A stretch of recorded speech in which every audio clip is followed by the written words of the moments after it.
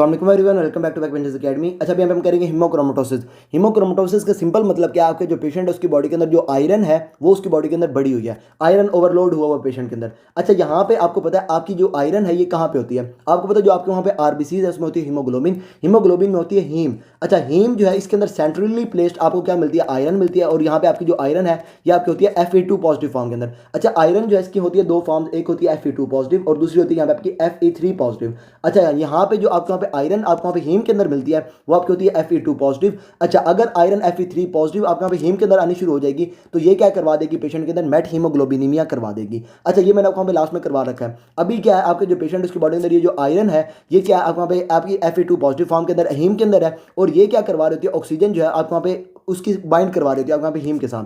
अच्छा, इसमें आपने एक और चीज़ याद रखनी है, वो ये कि आपकी जो बॉडी है, अगर एक पेशेंट की अगर वहाँ पे बात करेंगे अडल्ट पेशेंट की, उसके अंदर उसकी बॉडी के अंदर टोटल आयरन नॉर्मली कितनी है, आपने यहाँ पे याद रखना है 5 ग्राम जो है आपको वहाँ पे बॉडी के अंदर होती है। अच्छा, अडल्ट के अंदर। अच्छा, इस 5 ग्राम में से 2.5 ग्राम जो है वो आपकी होती है हीमोग्लोबिन की फॉर्म के अंदर। अच्छा, उसके बाद रिमेनिंग जो 2.5 ग्राम है वो आपकी बॉडी क्या करती है, इसको स्टोर करके रखती है, ताकि जैसे ही आपकी बॉडी के अंदर आयरन की जरूरत होगी आपकी बॉडी इसको वहाँ पे ले लेगी। अच्छा, उसके बाद ये जो स्टोरेज फॉर्म है ये आपकी बॉडी के अंदर कौन सी होती है, यहाँ पे आपकी होती है फेरेटिन। अच्छा, उसके बाद आपने एक चीज़ याद रखनी है, फेरेटिन की फॉर्म के अंदर आपकी बॉडी क्या कर रही है, इसको वहाँ पे स्टोर कर रही है। लेकिन ये जो फेरेटिन है ये क्या करते हैं, एक चेन बना देते हैं, फेरेटिन फेरेटिन के साथ मिल मिल के एक बना देते हैं लॉन्ग चेन। और ये जो लॉन्ग चेन होती है फेरेटिन की, इसको हम क्या कहते हैं यहाँ पे आपकी हीमोसिड्रिन। अच्छा, आपकी बॉडी के अंदर जो आयरन आपके वहाँ पे स्टोर हुई है वो आपकी फेरेटिन की फॉर्म के अंदर और साथ आप वहाँ पे हीमोसिड्रिन जो है इसकी फॉर्म के अंदर आप वहाँ पे स्टोर हुई है। अच्छा, ये जो 2.5 ग्राम है इसका 2/3 आपको वहाँ पे फेरेटिन की फॉर्म के अंदर वहाँ पे आपका जो ये स्टोर हुआ है, और रिमेनिंग 1/3 आपको वहाँ पे हीमोसिड्रिन की फॉर्म के अंदर वहाँ पे आपका एब्जॉर्ब हुआ है।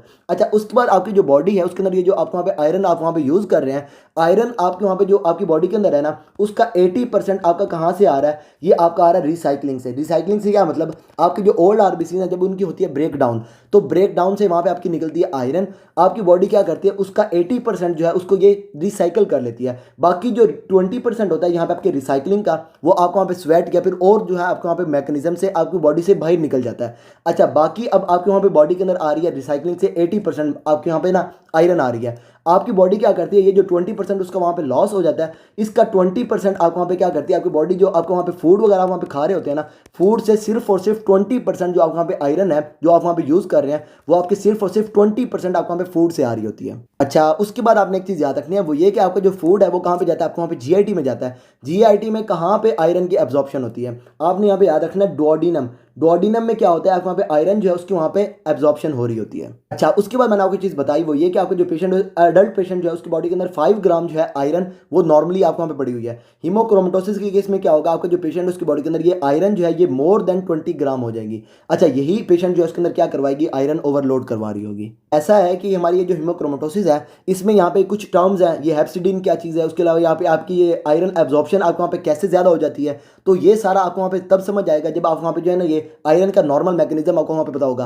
आपकी आयरन आपकी बॉडी के अंदर आ कैसे रही है, सबसे पहले आपको वहाँ पे जीआईटी के अंदर कैसे जा रही है, उसके बाद आपको वहाँ पे ब्लड से आप वहाँ पे जो है ना जहाँ जहाँ पे आयरन की ज़रूरत है वहाँ पे ये आपके वहाँ पे कैसे जा रही है। तो ऐसा करते हैं, थोड़ा सा यहाँ पे देख लेते हैं हमारी ये आयरन आपकी बॉडी के अंदर आती कैसे है, फिर उसके बाद ये हीमोक्रोमेटोसिस को करेंगे।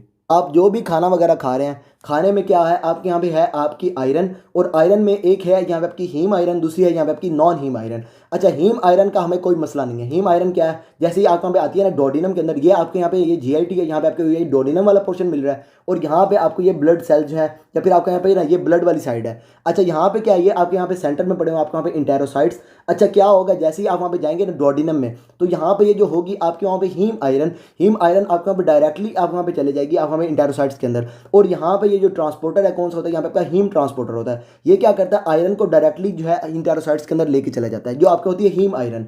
अच्छा, जो आपके वहाँ पे होती है ना नॉन हीम आयरन, इसमें आपने एक चीज़ याद रखनी है, जो आपके वहाँ पे आयरन है वो आपके है आपके वहाँ पे Fe2 पॉजिटिव फॉर्म के अंदर और साथ साथ आपके वहाँ पे Fe3 पॉजिटिव फॉर्म के अंदर। अच्छा, आपकी बॉडी जो है वो क्या करती है, सिर्फ और सिर्फ ये जो Fe2 पॉजिटिव है इसको वहाँ पे एब्जॉर्ब करवा सकती है। बाकी अगर आपकी बॉडी के अंदर ये Fe3 पॉजिटिव भी आ रही है तो आपकी बॉडी क्या करेगी, इसको वहाँ पे कन्वर्ट करवाएगी Fe2 पॉजिटिव फॉर्म के अंदर, और तब जो है इसको वहाँ पे एब्जॉर्ब करवाएगी। अच्छा, इसकी रीज़न क्या है, क्योंकि आपको जो डोडिनम है उसमें आपको जो ट्रांसपोर्टर मिलता है वो आपका होता है divalent metal transporter DMT DMT1, और ये क्या करता है सिर्फ और सिर्फ जो डाईवैलेंट्स होता है उसको वहाँ पे एब्जॉर्ब करवाता है। तो आपकी बॉडी क्या करती है, अगर Fe3 पॉजिटिव आ रही है, अच्छा अगर तो नॉर्मली Fe2 पॉजिटिव आ रही है तो वो क्या करेगी, DMT1 के थ्रू आप वहाँ पे जो इंटेरोसाइट्स है उसके अंदर वहाँ पे चली जाएगी। अगर Fe3 पॉजिटिव है तो आपने इसको क्या करवाना है, आपने Fe3 पॉजिटिव को कन्वर्ट करवाना है Fe2 पॉजिटिव के अंदर। अच्छा यहाँ पे आपका कौन सा पोर्शन आएगा, आपको पता है ये जो डोडिनम है, डोडिनम में आपको वहाँ पे होगा साइटोक्रोम बी। साइटोक्रोम बी जो है इसके अंदर होता है आपको वहाँ पे ये जो आपकी है ना ये आपके वहाँ, अच्छा इसमें आप सिंपल करेंगे क्या, आपकी जो आयरन है ना Fe3 पॉजिटिव, इसके अंदर आप एक इलेक्ट्रॉन को ऐड करवा देंगे। जब भी आप इलेक्ट्रॉन को ऐड करवाते हैं तो उसको हम क्या कहते हैं यहाँ पे आपकी ये रिडक्शन। अच्छा इस केस में आप क्या करेंगे, आयरन की रिडक्शन करवा रहे हैं तो आपको वहाँ पे इंजाइम जो है ये आपका क्या हो जाएगा, फेरो रिडक्टेज। डोडिनल जो आपको वहाँ पे साइटोक्रोम बी है इसके अंदर होता है आपको वहाँ पे फेरो रिडक्टेज, और वो क्या करवाता है Fe3 पॉजिटिव को Fe2 पॉजिटिव के अंदर कन्वर्ट करवाता है, और ये Fe2 पॉजिटिव आपको वहाँ पे जो है ये इंटेरोसाइट्स के अंदर चली जाती है। अच्छा हीम आयरन जो आपको वहाँ पे नॉर्मली आ रही थी, आपकी बॉडी क्या करती है, ये जो आपको वहाँ पे आप वहाँ पे जो आप वहाँ पे आयरन जो स्टोर कर रहे हैं ना, आप उसको सिर्फ और सिर्फ Fe2 पॉजिटिव जो है उसके अंदर आप वहाँ पे उसको स्टोर कर सकते हैं। अच्छा अब आपकी बॉडी क्या करेगी, ये आपके यहाँ पे जो हीम आयरन आ रही है इसको जो है Fe2 पॉजिटिव जो है उसके अंदर ये कन्वर्ट करवाएगी। अच्छा Fe2 पॉजिटिव अगर इसमें आपने बनाना है तो आप क्या करवाएंगे, इलेक्ट्रॉन्स को लॉस करवाएंगे हीम आयरन में से। अच्छा हीम में से, अच्छा जब भी आप इलेक्ट्रॉन को लॉस करवाते हैं तो उसको हम क्या कहते हैं, आपको वहाँ पे ऑक्सीडेशन। अच्छा हीम में से आप वहाँ पे ऑक्सीडेशन करवा रहे हैं तो आपका इंजाइम कौन सा हो जाएगा, यहाँ पे आपका हीम ऑक्सीडेज, और वो क्या करवाएगा, हीम जो आपकी आयरन होगी उसमें से ऑक्सीजन को लॉस करवाएगा, सॉरी उसके अंदर क्या करवाएगा, ये जो है ना ये इलेक्ट्रॉन जो उसको वहाँ पे लॉस करवाएगा, और उसमें क्या हो जाएगी, आप वहाँ पे आयरन जो है आपको वहाँ पे कन्वर्ट हो जाएगी इनटू Fe2 पॉजिटिव। अच्छा उसके बाद आपकी वहाँ पे जो बॉडी है ना, ये आपको वहाँ पे इंटेरोसाइट्स हैं, यहाँ पे आपकी एक प्रोटीन पड़ी होती है जिसको हम क्या कहते हैं, यहाँ पे आपकी एपो, और यहाँ पे आपकी फेरेटिन है तो यहाँ पे हो जाएगी एपोफेरेटिन। अच्छा एपोफेरेटिन क्या करेगी, ये आयरन के साथ बाइंड करेगी, और जब ये आयरन के साथ बाइंड करेगी तो ये यहाँ पे आपकी बना देगी ये हमारी यहाँ पे फेरेटिन। अच्छा यहाँ पे आपने याद रखना है ये आपकी किसके साथ बाइंड करेगी, Fe2 पॉजिटिव फॉर्म के साथ, और ये बना देगी फेरेटिन। अच्छा उसके बाद ये जो फेरेटिन है इसकी वहाँ पे लॉन्ग चेन्स बनेगी तो वो बना देंगे आप वहाँ पे हीमोसिडेरिन। अच्छा यहाँ पे आपने एक और चीज़ याद रखनी है, वो ये कि यहाँ तक आपको क्या लग रहा है, आपकी जो बॉडी है वो आयरन को क्या कर रही है, एब्जॉर्ब कर रही है। लेकिन आपसे अगर कुछ ये पूछ ले कि आपकी जो बॉडी है उसके अंदर आयरन को एब्जॉर्ब करने का मैकेनिज्म या फिर आयरन को सिक्रीट करने का मैकेनिज्म है, तो आपने उसको क्या कहना है, आपकी बॉडी के अंदर आयरन जो है उसको ये सिक्रीट करने का मैकेनिज्म है। अच्छा इसमें आपको ये पता है कि आपकी जो एंटेरोसाइट्स हैं ये क्या करते हैं, कॉन्स्टेंटली आपको वहाँ पे टर्नओवर हो रहा होता है, इसके अंदर सेल जो आपको वहाँ पे रिप्लेस हो रहे होते हैं। अच्छा इस केस में क्या होगा, ये जो आपको वहाँ पे आयरन आपको वहाँ पे आपकी हो रही है ना, ये आप इसको ये स्टोर कर रहे हैं, तो ये क्या करेंगे, जैसे ही आपको वहाँ पे इंटेरोसाइट्स आपकी बॉडी से बाहर जाएंगे तो साथ ही आयरन जो है आपको वहाँ पे बॉडी से बाहर चली जाएगी। फीसिस में आपको वहाँ पे आयरन जो है इंटेरोसाइट्स के साथ साथ आप वहाँ पे निकल रही होगी। अच्छा यहाँ पे क्या है, आपकी जैसे ये आपकी होगी ना एपिथेलियल सेल जो है इसकी शेडिंग होगी तो साथ साथ ये आपके यहाँ पे जो स्टोरेज आयरन होगी ये भी आपकी बॉडी से बाहर जा रही होगी। अच्छा यहाँ तक ये जो आप वहाँ पे आयरन बना रहे हैं सारी की सारी आपके आप ये ब्लड के अंदर क्यों नहीं भेज रहे, आपको पता है ये जो आयरन होती है जब आप वहाँ पे ब्लड के अंदर आती है तो ये क्या करती है, रिएक्टिव ऑक्सीजन स्पीसीज बनाती है, और ये पेशेंट के अंदर जो है ना ये डैमेज वगैरह करवा रही होती है। तो आपकी बॉडी क्या करती है, जैसे उसको आयरन की ज़रूरत होती है, जितनी जितनी ज़रूरत होती है उस हिसाब से आपकी बॉडी क्या करती है, उसको वहाँ पे एब्जॉर्ब कर रही होती है। अच्छा उसके बाद आपकी बॉडी बड़ी मतलब जो है ना ये चालाक है, तो ये क्या करती है, ऑप्शन के तौर पे क्या करती है, आयरन को स्टोर करके रखती है, इसके पास ऑप्शन पड़ा होता है। ये क्या करती है, आयरन को एक ऑप्शन बना के वहाँ पे रख लेती है, और जब इसको ज़रूरत नहीं होती तो क्या करती है, ऑप्शन जो उसका वहाँ पे बना हुआ है उसको ये डंप कर देती है। इसमें ये जो आपका वहाँ पे बॉडी जो है ये जो फेरेटिन जो है इसको ये एब्जॉर्ब करके यहाँ पे जो ये इसको स्टोर कर रही है, इसने इसको क्या किया हुआ है, एज अ ऑप्शन रखा हुआ है। ये जब इसको वहाँ पे ज़रूरत नहीं होगी इसकी ज़रूरत कहीं और से पूरी हो जाएगी तो ये क्या करेगी, इसको वहाँ पे डंप कर देगी। तो ये सिंपल आपको वहाँ पे क्या होगा, आपको वहाँ पे बॉडी जो है इसको वहाँ पे सिक्रीट कर रही होगी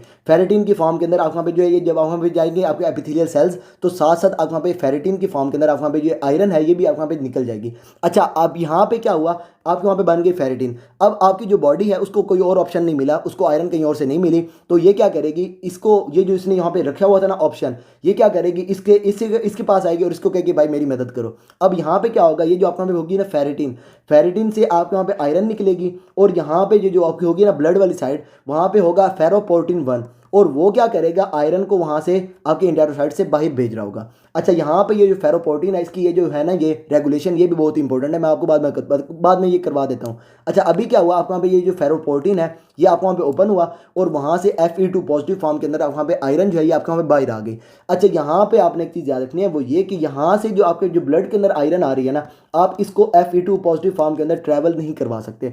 अब आपने क्या करना है, इसको वहाँ पे कन्वर्ट करवाना है Fe3 पॉजिटिव फॉर्म के अंदर। अच्छा यहाँ पे क्या होगा, ये जो आपकी होगी ना Fe3 पॉजिटिव फॉर्म के अंदर जब ये बन जाएगी तो यहाँ से आपका जो लीवर है वो एक इसको ना यहाँ पे गाड़ी देगा ताकि ये जो है ना रिएक्टिव ऑक्सीजन स्पीसीज बनाना ना शुरू कर दे। तो ये क्या करेगा, इसको जो है ना ये बिल्कुल सुकून के साथ ना एक गाड़ी में लेके जाएगा। जैसे आप वहाँ पे कैदियों को गाड़ी में लेके जाते हैं, आपकी बॉडी भी क्या करेगी, इसको कैदी करके गाड़ी के अंदर लेके जा रही होगी।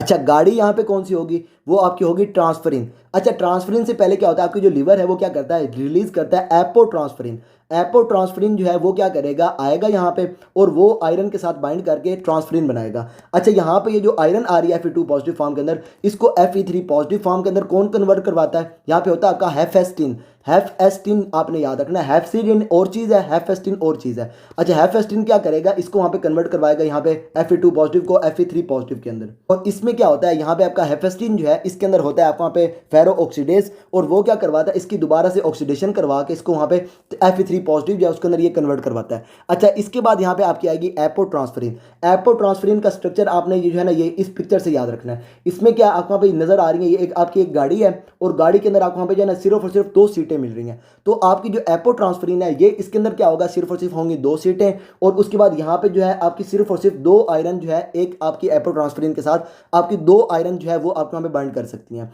अच्छा, उसके बाद एक चीज़ आपने यहाँ पे याद रखनी है, ये जो आपको यहाँ पे आयरन की आपके हो रही है ना, ये आपको यहाँ पे आयरन जो आपको यहाँ पे बाइंड कर रही है, तो ये क्या करवा रही है, आपकी जो ऐप की है ना, ये क्या कहते हैं इसको, ये एपोट्रांसफरिन, उसकी क्या करवा रही है, सैचुरेट, उसको सैचुरेट करवा रही है। अच्छा, एपोट्रांसफरिन जो है इसमें आपने एक चीज़ याद रखनी है, वो ये कि जो आपके जो ब्लड है उसके अंदर जो आपके वहाँ पे टोटल आपकी है ना ये आपकी एपोट्रांसफरिन, इसका 66% आपका जो है ना ये आपका होता है अनसैचुरेटेड, और सिर्फ ये 33% जो है ये आपका क्या होता है, यहाँ पे आपका सैचुरेटेड होता है। अच्छा, यहाँ पे एक चीज़ आपने और याद रखनी है, वो ये कि आपकी जो है ना ये एपोट्रांसफरिन जो है ये क्या करवा रही है, आयरन को बाइंड करवा रही है। तो आपका जो पेशेंट है उसकी बॉडी के अंदर ये जो हम देखते हैं ना हमारे यहाँ पे टोटल आयरन बाइंडिंग कैपेसिटी, ये आपको क्या बताती है, आपकी यहाँ पे जो है ना ये हमारी ये एपोट्रांसफरिन, उसमें आपकी जो एपोट्रांसफरिन है वो आपकी कितनी सैचुरेटेड है और कितनी अनसैचुरेटेड है। अगर आपके वहाँ पे होगी अनसैचुरेटेड ज़्यादा, तो इसका मतलब ये है कि आपकी जो बॉडी है उसके अंदर ये बाइंडिंग कैपेसिटी जो है ये आपके वहाँ पे ज़्यादा है। तो जब आप यहाँ पे होगी ये अनसैचुरेटेड, आप यहाँ पे एपोट्रांसफरिन आपकी बॉडी के अंदर ज़्यादा होंगे,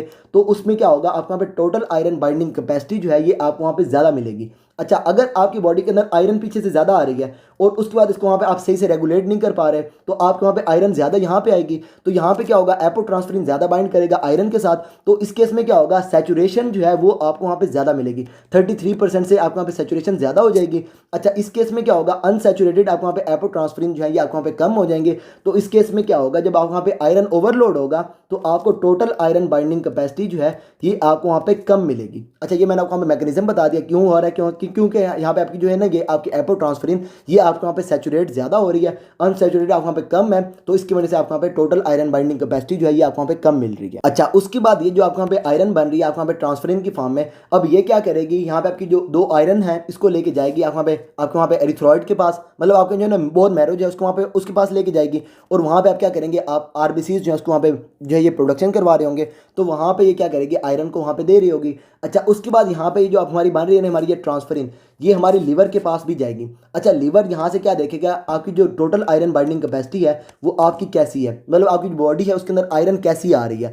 अच्छा, अगर ये देखेगा कि आपकी बॉडी जो है उसके अंदर आयरन ज़्यादा है, तो ये क्या करेगा, एक और प्रोटीन रिलीज करेगा जिसको हम क्या कहेंगे, हेप्सिडिन। हेफेस्टिन और चीज़ है, हेप्सिडिन और चीज़ है, और ये हेप्सिडिन क्या करेगी, आएगी और ये जो फेरोपोर्टिन 1 है इसको ये क्या कर देगी, ब्लॉक कर देगी। अच्छा, ये जब आपको वहाँ पे आएगा ना हेप्सिडिन सॉरी, तो ये क्या करेगा, फेरोपोर्टिन 1 जो है उसको ये ब्लॉक कर देगा, तो आयरन यहाँ से आपके वहाँ पे ब्लड के अंदर नहीं आएगी, और उसके बाद यहाँ पे हमारी ये ट्रांसफरिन वगैरह जो है ये आपके वहाँ पे नहीं बनेंगी। अच्छा, यहाँ पे एक और चीज़ देख लें, वो ये कि आपका जो लिवर है वो हेप्सिडिन जो है इसको कहाँ पे रिलीज, कब रिलीज करता है। अच्छा, अगर तो आपका जो पेशेंट है उसको वहाँ पे हुई है इन्फेक्शन। अच्छा, इन्फेक्शन के केस में क्या होता है, वहाँ पे जो ब्लड आपको वहाँ पे होते हैं ना ये हमारे ये बैक्टीरियाज वगैरह, वो क्या करते हैं, ग्रो करते हैं, और ग्रो करने के लिए उनको भी आयरन चाहिए होती है। अच्छा, आपकी बॉडी को पता चल गया आपको वहाँ पे आपकी जो है ना ये इन्फेक्शन हुई है, तो आपका लिवर क्या करता है, हेप्सिडिन जो है उसको ये रिलीज करवाता है, और हेप्सिडिन क्या करवाता है, आयरन जो है उसकी ये जो वहाँ पे हो रही है ना एब्जॉर्प्शन, इसको वहाँ पे कम करवा रहा होता है। तो इन्फेक्शन को ट्रीट करने के लिए आपकी बॉडी क्या करती है, आयरन की जो एब्जॉर्प्शन है,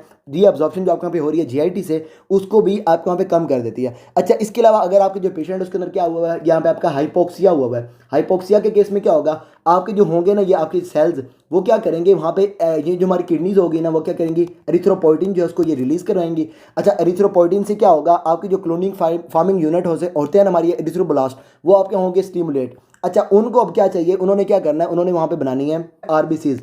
आरबीसीज बनाने के लिए आप वहाँ पे जो है आयरन चाहिए, तो आपने क्या करना है, ये जो आप वहाँ पे ये जो ब्लॉकेज है ना, आपने इसको वहाँ पे रिमूव करवाना है। तो इस केस में क्या होता है, आपकी जो क्लोनी फार्मिंग यूनिट एरिथ्रोब्लास्ट होते हैं ना, वो क्या करते हैं, साथ साथ रिलीज करते हैं एरिथ्रोफेरॉन को। अच्छा, एरिथ्रोफेरॉन क्या करता है, वो आता है और ये जो आपका होता है ना हेप्सिडिन, इसको वहाँ पे इनहिबिट कर देता है। ये आपको वहाँ पे इनहिबिट होगा तो फेरोपोर्टिन 1 जो है ये आपको वहाँ पे ओपन हो जाएगा और आयरन जो है वहाँ पे आपकी ये ब्लड के अंदर आना शुरू हो जाएगी। यहाँ पे अब जो हमारी ये बनी है ना ट्रांसफरिन में जो आपके यहाँ पे आयरन पड़ी हुई है आपकी कौन सी है, यहाँ पे आपकी Fe3 पॉजिटिव फॉर्म के अंदर।